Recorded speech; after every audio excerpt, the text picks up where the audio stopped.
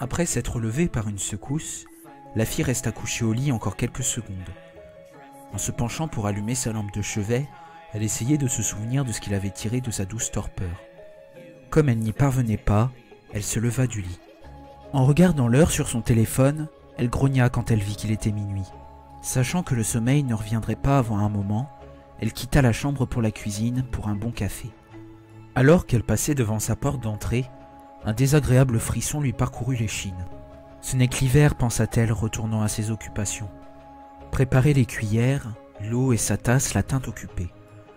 Mais, alors que le liquide bout, elle n'avait plus rien d'autre à faire. Le frisson revint, et elle ne put s'empêcher de regarder vers la porte d'entrée. Ça restait là, sans bouger, silencieusement comme d'ordinaire. Le verrou était toujours en place, et elle ne voyait aucun mal à ça. Retournant vers son café, elle fit de son mieux pour oublier cette sensation.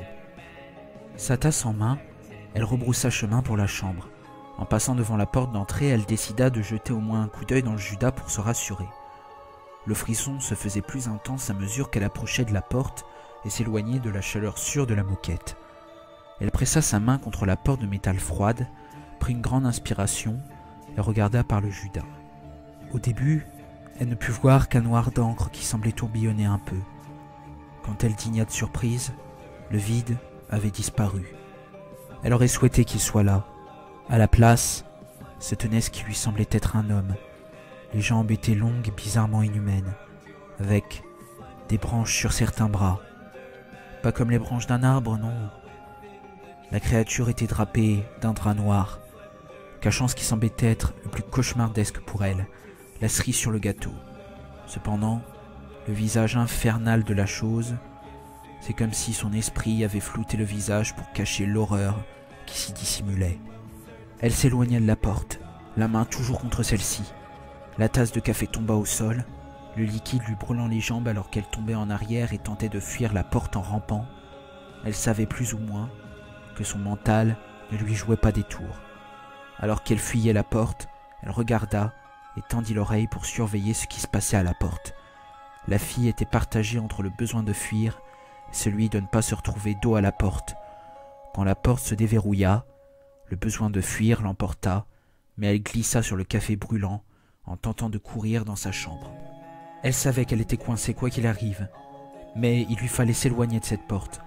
La fille était à mi-chemin du couloir quand elle entendit la porte déverrouillée, grincer en s'ouvrant.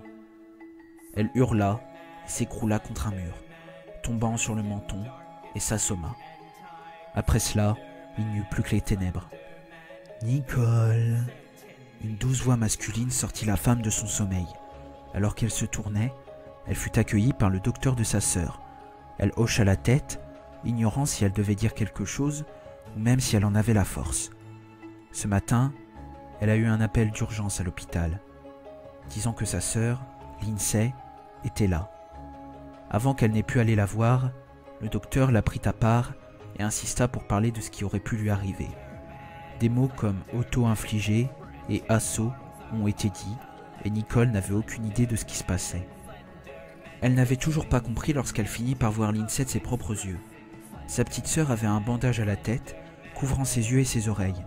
Ils dirent que c'était pour que ses yeux soignés ne sèchent pas et pour prévenir les risques d'infection sur les plaies que Lindsay s'était faites aux oreilles.